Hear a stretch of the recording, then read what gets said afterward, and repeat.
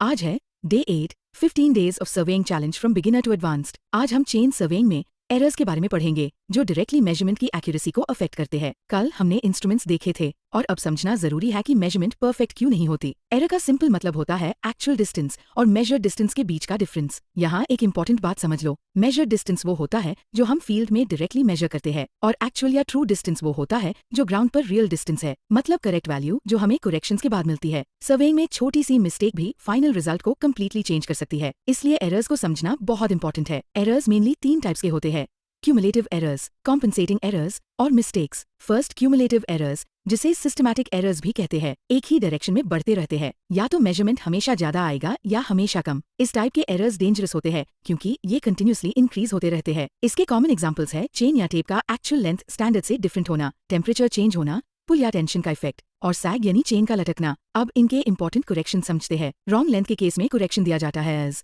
C is equal to LL divided by L into D। यहाँ C correction है, L actual length है, L standard length है और D measure distance है। If chain लंबी है तो मेजर डिस्टेंस कम आता है, इसलिए करेक्शन ऐड करते हैं। इफ चेन छोटी है तो मेजर डिस्टेंस ज्यादा आता है, इसलिए करेक्शन सबट्रैक्ट करते हैं। इसी कॉन्सेप्ट को हम एक और सिंपल तरीके से भी लिख सकते हैं। True distance is equal to incorrect length of chain into measure distance divided by correct length of chain. अब एक इंपॉर्टेंट एक्सटेंशन समझते हैं। इफ लेंथ में एरर है तो इसका इफेक्ट एरिया और वॉल्यूम पर भी पड़ेगा। Area correction, true area is equal to measured area times incorrect length का square. Volume correction, true volume is equal to measured volume times incorrect length का क्यूब। यहाँ याद रखो, length linear, area square, volume cube, इसलिए छोटी सी error भी area और वॉल्यूम में बहुत बड़ा डिफरेंस क्रिएट कर सकती है। टेम्परेचर करेक्शन के लिए फॉर्मूला होता है CT is equal to alpha TM minus T degree into L। यहाँ अल्फा कोएफिशिएंट ऑफ एक्सपांशन है, TM मेजर्ड टेम्परेचर है, T0 स्टैंडर्ड टेम्परेचर है और L मेजर्ड लेंथ है। टेम्परेचर बढ़ने पर टेप एक्सपैंड होती है जिसे मेजर्ड डिस्टेंस यूजुअली कम आता है, इसलिए करेक्शन अप्लाई करना पड़ता है। पुल या टेंशन करेक्शन का फॉर्मूला होता है CP इज इक्वल टू